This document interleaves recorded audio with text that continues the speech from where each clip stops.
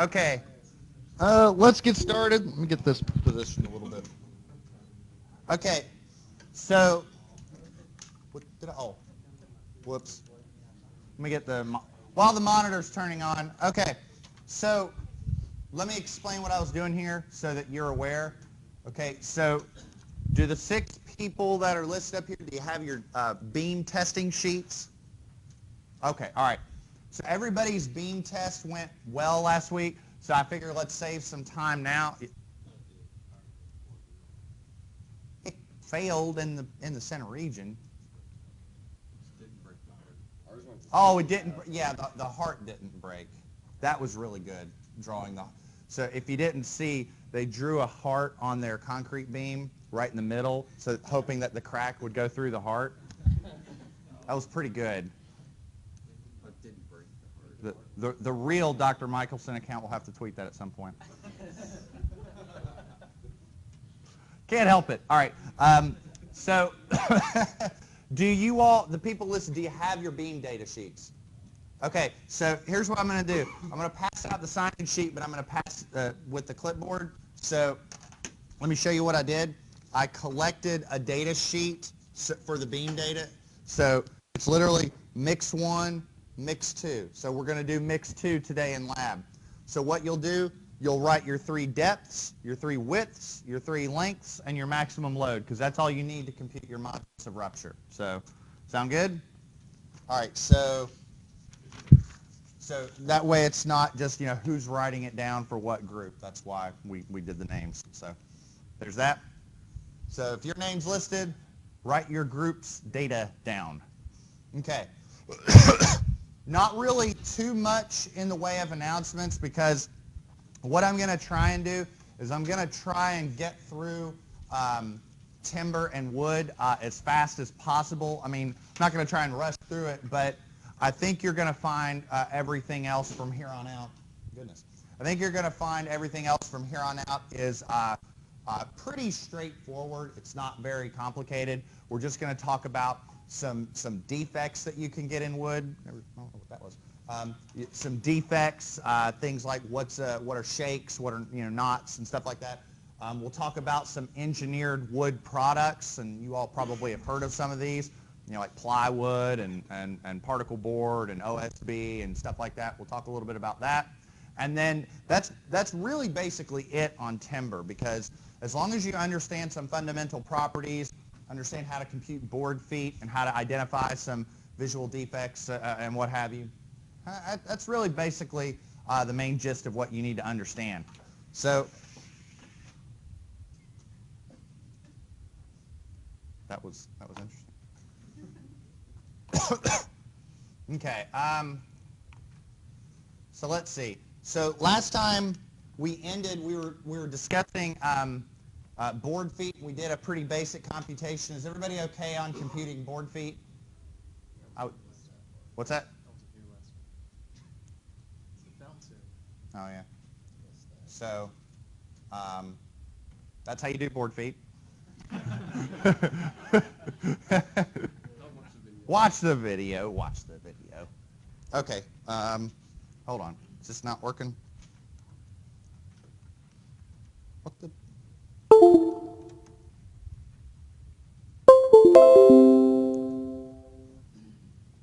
The last time. Come on.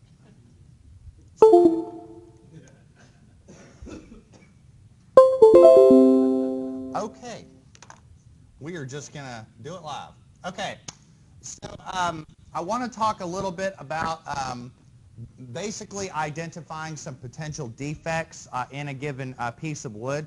You all have probably seen this stuff before. You might not have known all of the technical names, if you will, for some of these defects, like what is a check, what is a shake, etc. But I want you all to have a little bit more understanding of what's going on. Most grading is done on a visual basis, although for structural purposes, a lot of times we need to grade based on limiting stresses. So to give you kind of an idea, based on a given a given harvest of lumber. Let's say we're looking at example design values of eastern white pine. Okay, so first off, the first thing we'll do is determine what grade designation we have. Are we dealing with number 1 grade, number 2 grade, etc. Based on this given designation, this will help us determine essentially limiting values for stresses. Now, one of the things that you will find is it's not as simple as just steel. Like steel, we have, okay, what's its limiting yield stress? Okay, that's the stress that it can withstand before it begins to yield. With wood, it's a little bit different, okay? So we'll have, for instance, a tensile stress parallel to the grain. We'll have a shear stress parallel to the grain, a compression stress perpendicular to the grain, compression parallel, et cetera, et cetera. Based on the orientation of loading and the type of loading, the limiting stresses for wood can vary quite a bit. If you want the overall basics of timber design, this is timber design in a nutshell, if you want a view into that world.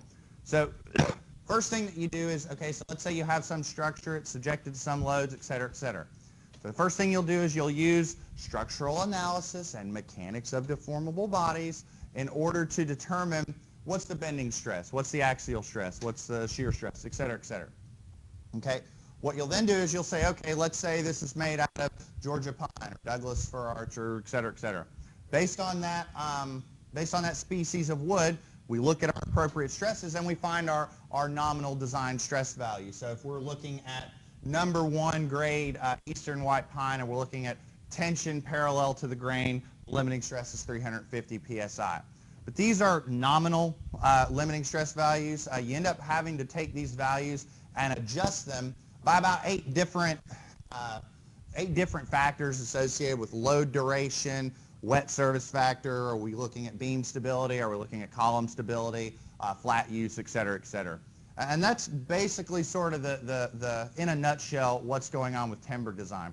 You tend to spend most of your time in a course in timber design focused on either trying to develop design methods for composite members like glulam or things like that, or you're looking at connections, and connections tends to be a big issue with not just timber design, but really structures in general, because, I mean, yeah, if the main member fails, yeah, that sucks, but if connections fail, you have multiple members framing in at one given point, and that's going to cause your, that's going to be a bigger issue down the line. Okay, I went back to using this. It's not working. Okay, grading defects. So let's talk a little bit about defects in wood. So what are some causes of defects? So first off, one cause of defects in wood just comes from nature, okay?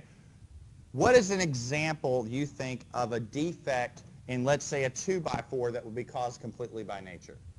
A knot, right? That's basically a result of another branch from forming into that given point. There's nothing you can do about that. That's just nature, okay? Another example is seasoning too fast. It dried too fast, the moisture content wasn't right, and you can get checks or what have you.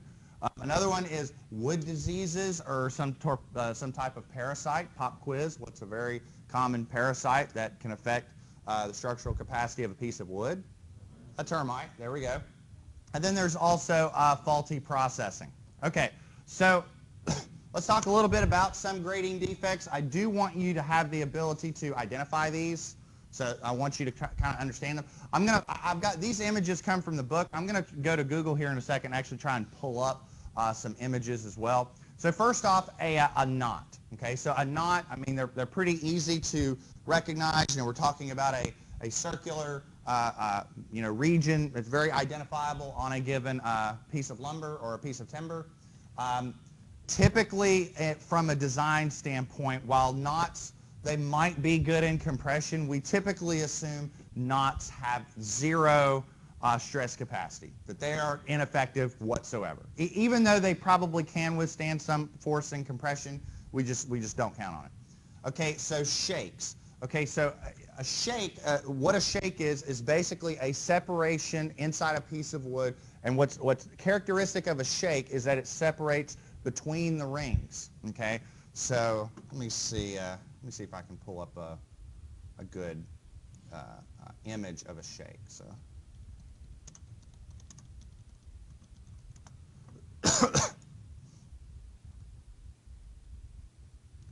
I don't know. Google doesn't like me today. Although if I pulled up the classroom timer that I used on the exam, it'd probably pop right up, right? They're like, don't bring that up. What the? Is it going to make me use Microsoft Edge? Don't make me. And nobody uses Bing. Nobody uses Bing.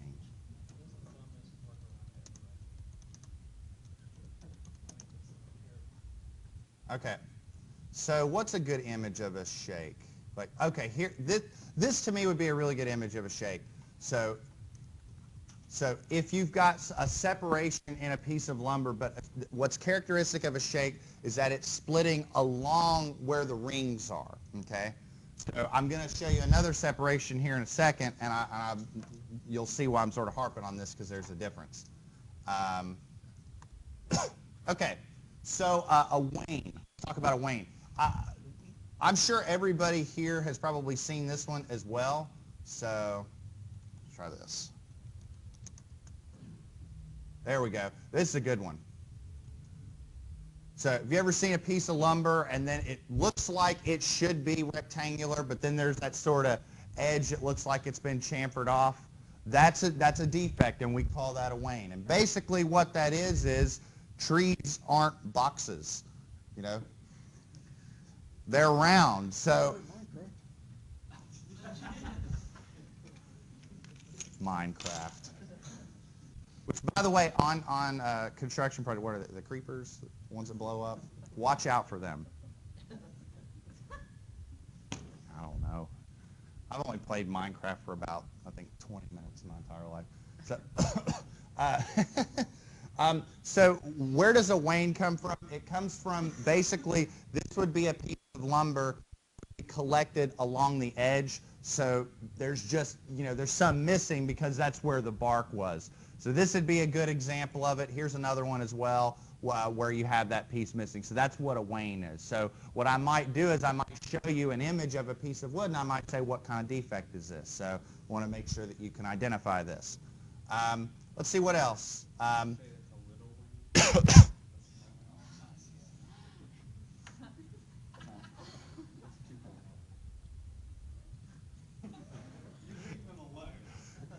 It's so close to break that maybe I'm just sort of like, let's just move on. Oh, man. A couple other defects.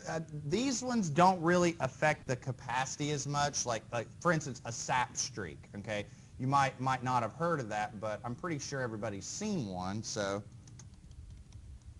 it's basically a localized concentration of sap, and you get sort of like this. You get sort of a discoloration, if you will. That's basically what that is. It's just a large concentration of sap in a given location.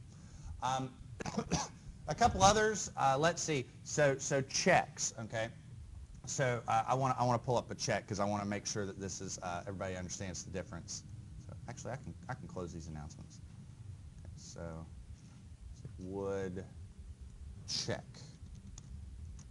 defect. Okay, here you go. So these are good examples of checks, and you know, you can see some here. You can see some, you know, here. The difference between a check and is that a check, as opposed to a shake, checks fracture along the grain, whereas the shakes go along the ring. Okay, is everybody okay with that? So you might want to make sure that you understand that you might take note of that during, in case, oh, I don't know, there's a given exam. They're calling them cheeks here. I don't know, maybe. I've never heard them called cheeks. Maybe this is the British pronunciation. I don't know. Cheeky. I don't know. But it actually is a pretty good image of it because you can see that the shake goes along the ring and the checks go along the grain. Excuse me. Okay. One big grading defect that can pop up, and I'm sure this has happened, or everybody who's done any sort of carpentry or work with lumber has seen this, and that's warping. Okay? We would like our pieces of lumber or timber to be perfectly flat, perfectly straight.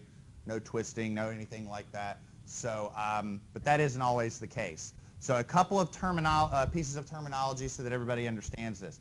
So if you have, and I'm going to refer a lot of this to a 2x4 because I think that's kind of easy to understand. So let's say we have a 2x4, okay? If that 2x4, if I have it sort of, laid flat, sort of like that, and it sort of comes up like this a little bit, we have a term for that. We call that bowing, okay? So that would be if, let's say I'm laying this down on this table, and I'm laying it, long side down, and it bows up. That's bowing, okay? But if I lay it short side down, so it's sort of sitting up like this, and it goes down, we call that crooking, okay? Everybody okay with that? If it sort of curls inward, and it sort of makes almost like a trough, if you will, so where it curls in, we call that cupping, okay? Everybody okay with that? Any questions on that? This is one of those things I might make you identify on an exam. Nudge, nudge, wink, wink. Okay, okay. Let me see. No, let me see if I can. You're going to test my 3D art skills, but I'm going to give it a shot. Well, then it won't show up on the recording.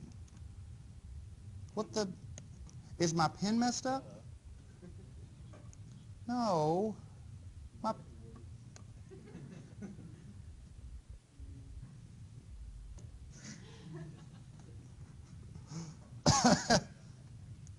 Oh man, let's check Google. Hold on, let's see. Let's check Google.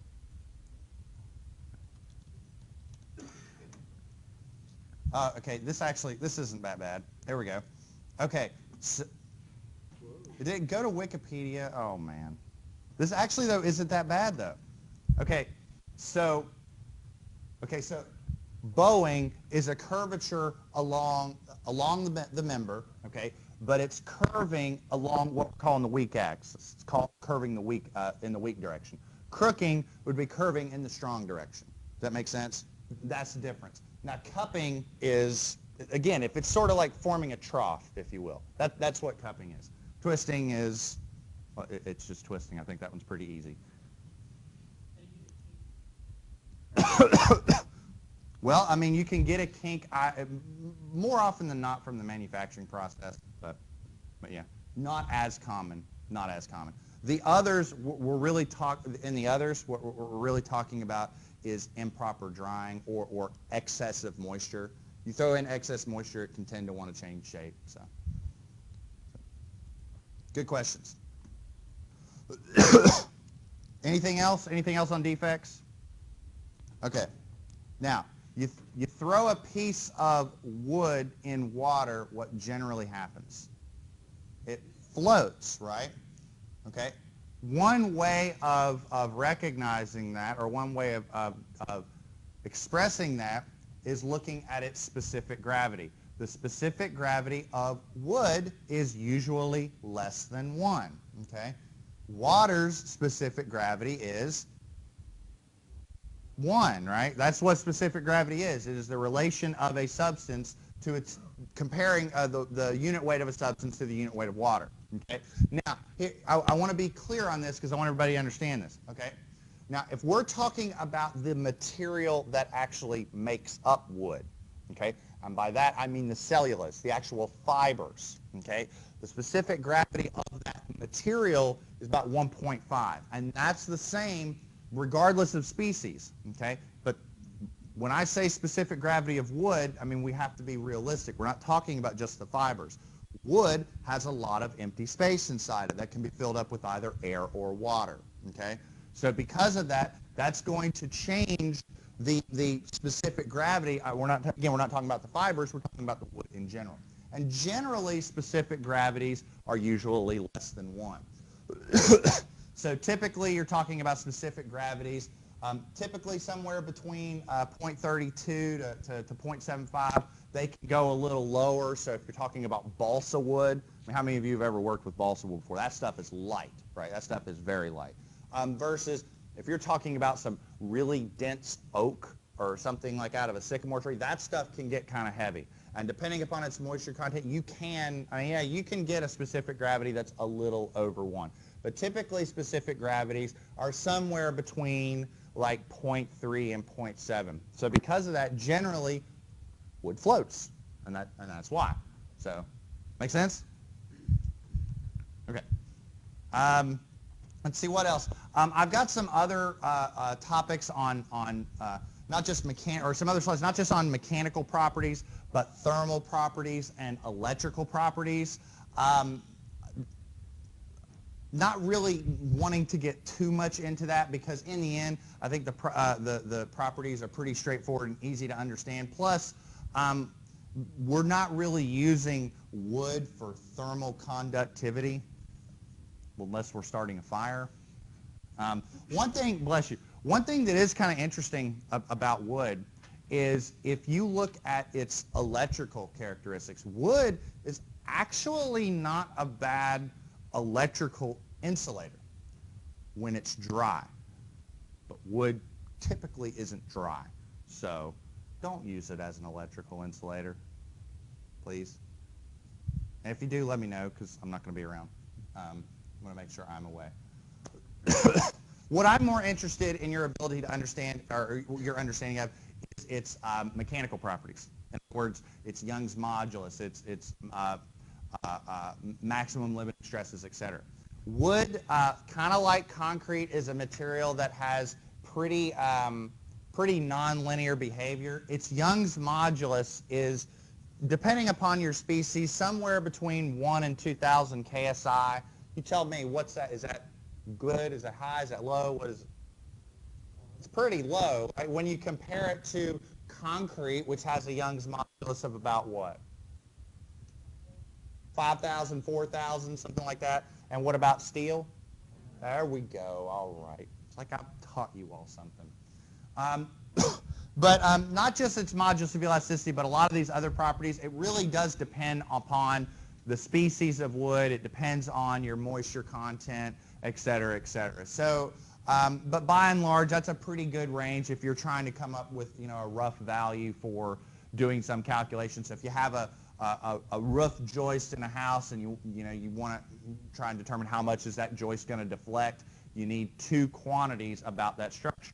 You need E, it's Young's modulus, and what else do you need if you're going to determine beam deflection? You need E, and it's I, it's moment of inertia. So moment of inertia, you should be able to compute from statics. I mean, it's just taking the centroid and just moving it on. But E, you need that for deflection characteristics. If you don't remember some of that, it's been a while, don't worry.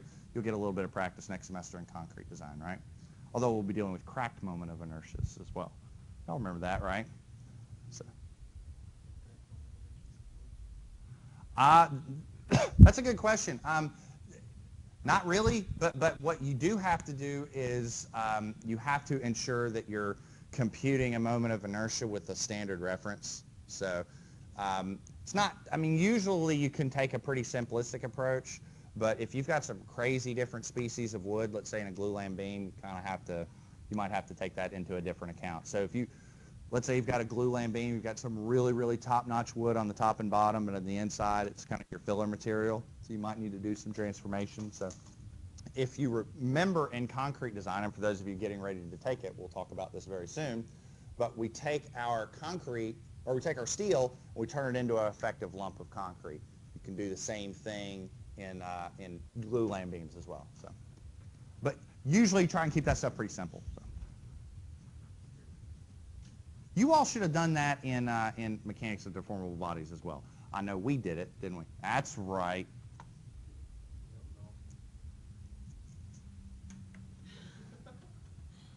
That was the worst thing to do the whole course.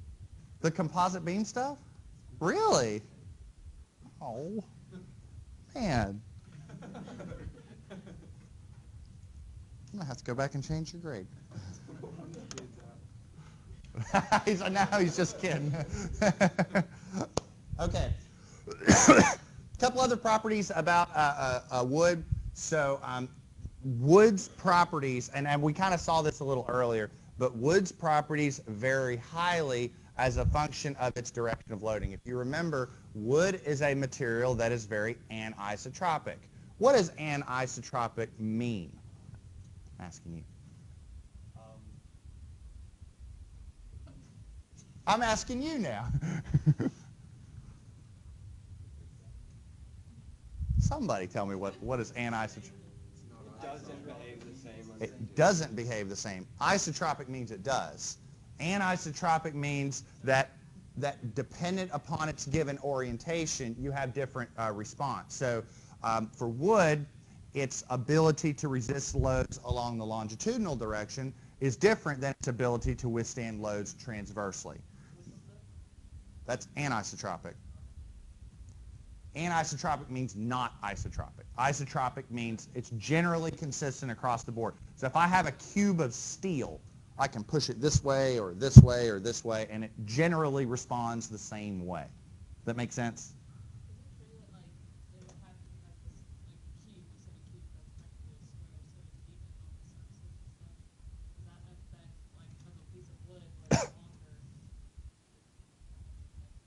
No, what I'm getting, here's what I'm getting at, okay?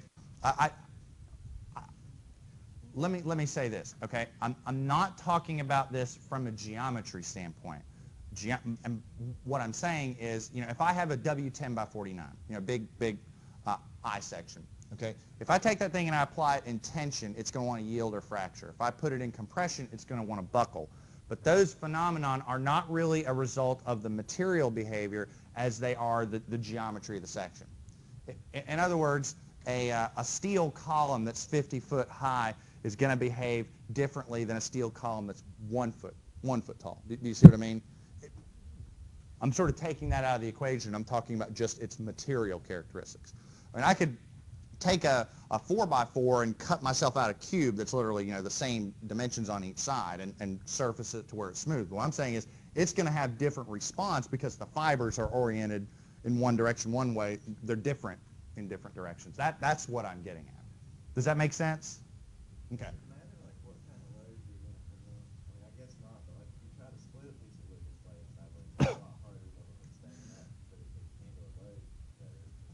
What you are describing is anisotropy. That's exactly what we're talking about. The wood responds differently in one direction than it does to another for that very reason. Now what you're talking about is you're trying to split wood by breaking between the fibers. If you were to lay it on the other side, you'd be breaking through them. So it's going to it's going to respond differently. You take into account what type of load you're putting on it. So if you're putting a piston on top of it, it's going to hold a lot more if you sit it up. But if you lay it sideways, but if you try to swing an axe through it, it's going to take more sideways, the type of load. Well, but okay, I'd say the answer to that question is yes. Okay, for two reasons. Okay, there's two differences that between the two scenarios you're talking about, even if everything was the same direction. Okay, the first difference is stress. Okay, it's P over A. An axe is a very small area. Large force, bigger stress. Okay, the second is the dynamic effects. You're not taking that force and just laying it on there. You're going whack. Dynamics. It's accurate. No, seriously. What you will find is, and this is a very important aspect, and I'm getting into the world of structural engineering a little bit, but applying a force to a system quickly as opposed to just laying it on there. In other words, if I'm standing on this table and I jump up and down, it's still the same force because it's a mass operating under the acceleration due to gravity. Whereas if I just stand on there, there's a bigger impact, if you will, if I apply that force dynamically. Go to grad school and you'll take a course called structural dynamics where you basically do structural analysis, but you throw another variable into the mix, and that variable is time. Okay? So you have to deal with masses, accelerations, inertias, all that. And why do engineers care about vibrations? Earthquakes. So yeah. Okay. If you remember, one of the things I mentioned about timber design is that you take base values and then you reduce those base stress values based on different adjustment factors. One of the adjustment factors that you have to assess when you're dealing with timber structures is load duration. Wood can typically withstand larger forces if the duration of those forces is short, okay? In other words, the longer you apply load to a given piece of wood, the weaker it's going to be. Design values assume a design life of around 10 years, and basically when we report our design values, we're assuming that 10-year loading, so that when we say permanent, we're basically saying that load exists on there for 10 years, and our limiting stress, we're basically taking 90% of the full maximum stress that would cause it to fail. So if it takes 100, I'm making up numbers, but if it takes 100 psi to cause that element to fail, we'll basically say its maximum allowable stress is 90. So we're backing it off a little bit. What you'll see is if you actually plot your load duration factors, the idea is, if you have a load on there that's only going to be on there for 7 days or a couple months, well, it's going to be able to withstand more load than if it's on there in a semi-permanent fashion. The idea is you're going to design with timber differently if it's in a permanent structure than, let's say, formwork for concrete. That load's not going to be there forever, right? Because you're going to pour the concrete, you're going to wait, 28 days. We're not going to have to wait that long, but my point is you can wait for a little bit, strip that formwork off. So that wood is not going to be experiencing that load forever. You see what I mean? So your design philosophy is going to be a little different. Damping capacity. So do you all know what damping is? How many of y'all actually could give me a definition for damping? All right. Would you like me to break out the differential equation definition or the basic definition? Differential equation. I'm going to give you a little bit of both. So in the world of structural dynamics, okay, we're basically taking structural analysis and dynamics and sort of mixing them together. So we're trying to ultimately determine in structural dynamics, we're trying to map out how a structure displaces over time. So if you have an earthquake and it hits a structure, it's going to displace. We're trying to determine that displacement over time. Okay? Now that displacement, you all know from physics, you can say, okay, well, I can look at it from a displacement standpoint, I can look at it from a velocity standpoint, and I can look at it from an acceleration standpoint, right? Now there is a relationship between accelerations and forces. We call that mass, right? There is a relationship between displacements and forces, and we call that stiffness. We're going to talk about that in structural analysis after break. But there's a relationship between velocities and forces. We call that damping. Okay? So damping is really what makes structural dynamics kind of complicated. The idea is that damping will ultimately reduce the total amount of vibration in your system. There's a couple ways of doing that. I'm sure you all have heard of the Type A 101. It has that tuned mass damper at the top of the building. Y'all have heard of that? Y'all never seen this? What's that? There we go, yeah. No, I can't use this. It's not going to work. Hold on.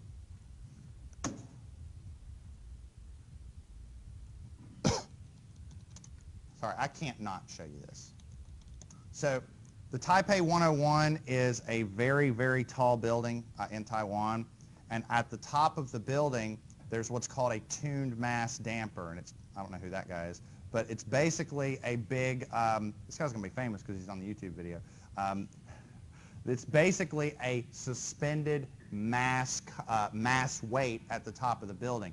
And the idea behind the location of the mass is this, okay? So an earthquake hits the building, right? So the earthquake wants to shove the building this way, right? Well, the mass goes the other way and wants to bring it back.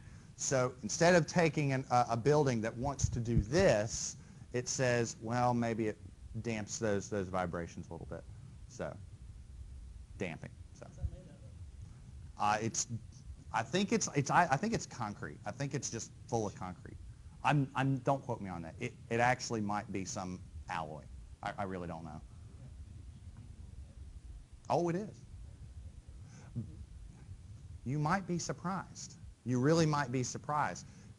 Structural dynamic characteristics are a little weird. You might be surprised. But we'd have to talk about differential equations, and I'm not saying I'll talk about that right now, but you'd be a little surprised. The point is that wood actually has some really impressive damping characteristics, and it can dampen vibrations quite a bit. Now, what makes wood a little tricky in earthquake applications are its connections, but you all saw from that video from last time how there are companies out there who are actually trying to work on that. Speaking of, if you're ever in a timber design class, or you ever talk about that, maybe one day I'll teach a timber design class here, who knows. But I wouldn't mind. I wouldn't mind. You spend a lot of time on joints and connections. Now, let me say this, okay? In residential construction, first off, there really isn't much design with residential construction. By residential construction, y'all know what I mean, building houses. There's not that much design. Take your studs, put them 16 inches on center, etc. It's pretty standardized. We're talking about some heavier, some more complex construction. Like when I say timber design, I mean, how many of you all have ever been in a church and seen the real complex timber roofs, or a ski lodge, or something like that? That's what I mean when I'm saying timber design. Some really nifty stuff. In those worlds, connections are really intricate. You really got to make sure you know what you're doing. End bearing is a must, especially on load-bearing structures. You can't just take a nail to transfer your load. You got to have usually some sort of seating or some sort of bolted connection or something like that. A little bit on mechanical testing of wood. So you all remember the 4-point bending test that we did on the beam in the lab. We could have done something very similar on a wooden specimen. Nothing to say we couldn't do that. The big thing that you have to recognize when you do mechanical testing of wood, regardless of if you're looking at tension parallel to the grain, tension perpendicular to grain, compression, bending, etc., you typically want to test on clear specimens. What do you think I mean by clear specimens?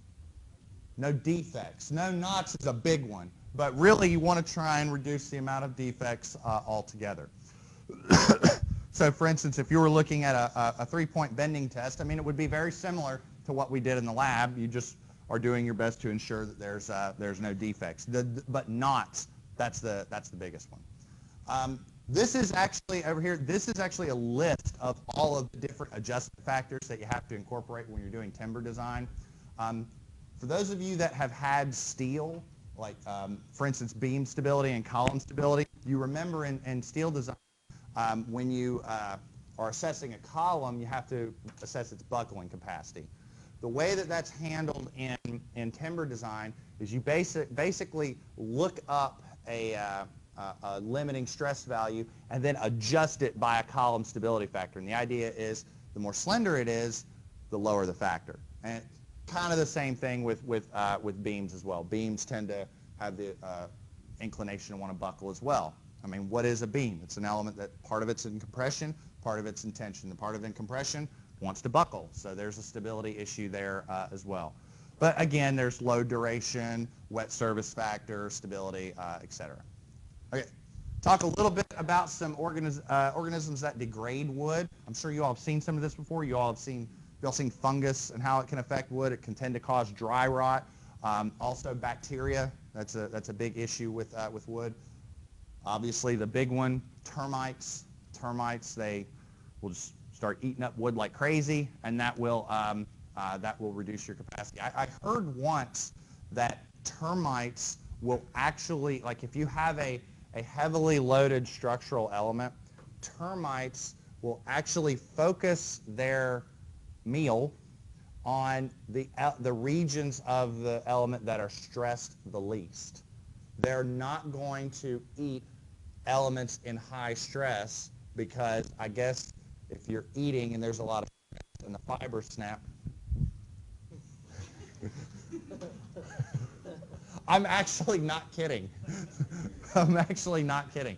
So they will actually focus on low stress areas. So if you had a beam that was in bending, maybe they'll focus on the 3rd point areas where kind of low shear and low moment. So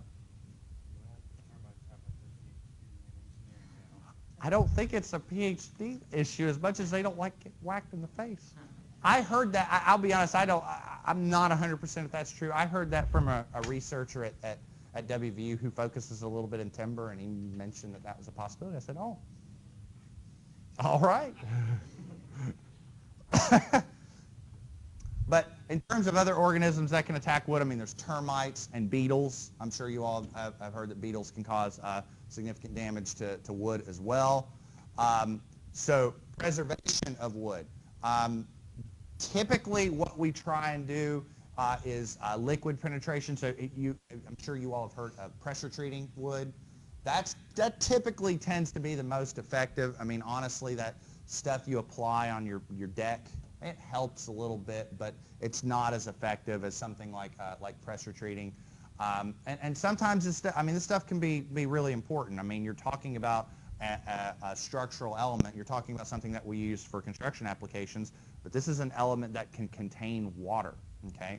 That means it has the potential for all sorts of health and environmental issues, so controlling its behavior in that regard is pretty important. I mean, it's just something you have to take into account. As long as you're doing it over and over and over. That's why it's not as effective. I mean, you do it once, it wears off, and you have to keep doing it over and over again. I mean, pressure treating is much more effective. So.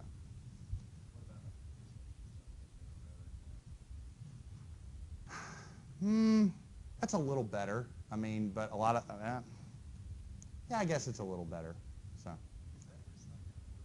It's like tar. It's like a tar type material. Yeah, that's kind of the general idea, but I mean, that stuff gets replaced pretty regularly as well. So, all right, let's talk a little bit about some engineered wood products, and then I'm going to kind of call it. Now, a lot of you have probably had some experience with engineered wood products. Someone tell me an engineered wood product that you've seen before. I mean, there's plenty out there. Pressboard. We have maybe plywood, particle board, right? OSB. You all have heard of this stuff, right? So hopefully I can try and help you all understand the difference. So let me ask you, who knows the difference between plywood and particle board? Who knows the difference?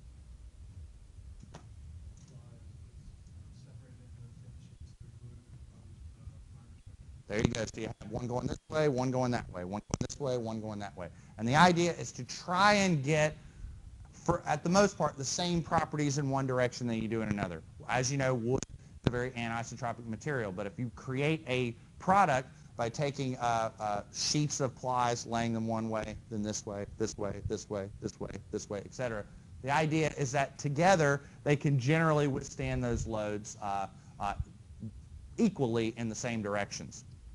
The way that we collect those plies is usually through a rotary application.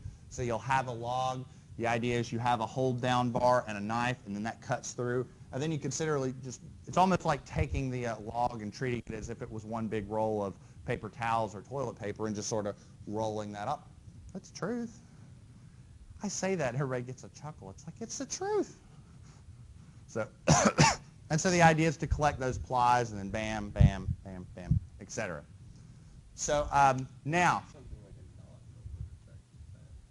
usually, that's a good question. Usually that comes off in one big line, and there'll be usually it's either like a laser or some sort of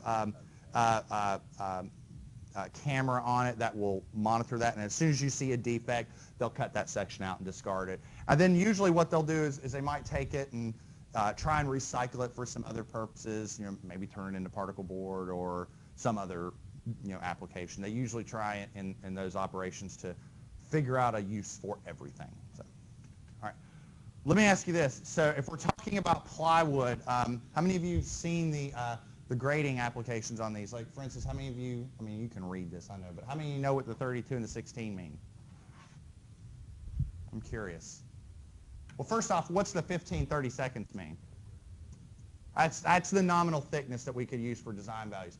Anybody know what the 32/16 means? I'm curious. Okay, so the 32. Okay, so if we're talking about using this plywood for, let's say, a flooring application, so you have floor joists or roof joists, etc. So the 32 is basically saying that this piece of plywood is safe for applications on roof joists that are no more than 32 inches apart. The 16 is for floor joists, and so 16 inches apart. Why is the number smaller for 16 or for floor joists as opposed to roof joists? Well, floors tend to have more force on them. Okay, so we need more joists to withstand those loads. Does that make sense? So that's what the 32 and the 16 is. So we have our exposure category and so on and so forth. So if you ever see that, I wanted you to understand what that meant. So, okay. These are, so if you see here, we have exposure category 1, etc. We have the panel grade designation. So this is between C and D. I have here a list of all of the grades and exposures. I'm not going to make you remember everything. I just want you to be aware of some of this. So if you have exposure category 1, this would be fully waterproof, but it's not really for permanent exposure. Exposure 2 is for interior use, etc. Everybody seen this before? I'm just curious. What's that? Marine grade plywood. You're talking about for what application? Oh, I would probably say like exterior for sure, or also maybe for like bathroom applications, like kitchen and bathroom, things like that. But it's not just that. You also have to, like your drywall, you have to use the appropriate drywall as well. So okay, other engineered plywood type applications. So we have Particleboard, we have chipboard, and we have OSB. To be perfectly honest, there's not a whole lot of difference between chipboard and OSB other than the size of the particles that are used. So what is Particleboard? Particleboard is basically that stuff when you get that, dorm room entertainment center from Walmart. Come on, I know things. So that's what Particleboard is. It's basically just taking sawdust and glue and forming that together into a horizontal, flat plate, essentially. Chipboard, the only difference between all of these are really the size of the individual pieces. With Particleboard, it's basically sawdust. With chipboard, the pieces are a little bigger. And because the pieces are small, it's not like plywood where we can literally lay a ply this way, lay a ply this way, ply, etc. With chipboard and OSB, really what we've got to do is just orient them in a random direction to try and get those equal properties across the board. So this is chipboard, this is OSB. Really the only difference is that the particles are just a little bit bigger. So these are longer strands oriented in different directions. So floor joists. How many of you have seen floor joists in buildings? You're basically taking OSB and essentially usually 2x4s or 2x6s and forming an I-beam, right? Why are you forming an I-beam? Because I's have strong moments of inertia. Why? Because you're trying to get as much material away from the centroid as you can. See, now it's all coming together. It's all coming together. So yeah. Glulam. I think the best way to show that, this would be an image of a glulam beam. I'm sure you all have seen glue laminated beams in application. You might see them in exterior applications. You might have seen them in churches or, like I said, in like ski lodges and places like that. Again, you typically try and use your higher grade and more, or your higher capacity lumbers on the outside, on the exterior layers as opposed to the inside. The inside isn't going to be receiving much bending stress, so use your, for lack of a better term, use your crappier wood in the middle. So, well, about the best way of putting it. What's that? Your naughtier wood. All right, hold on. Let me see what time is it. Okay. Quick question.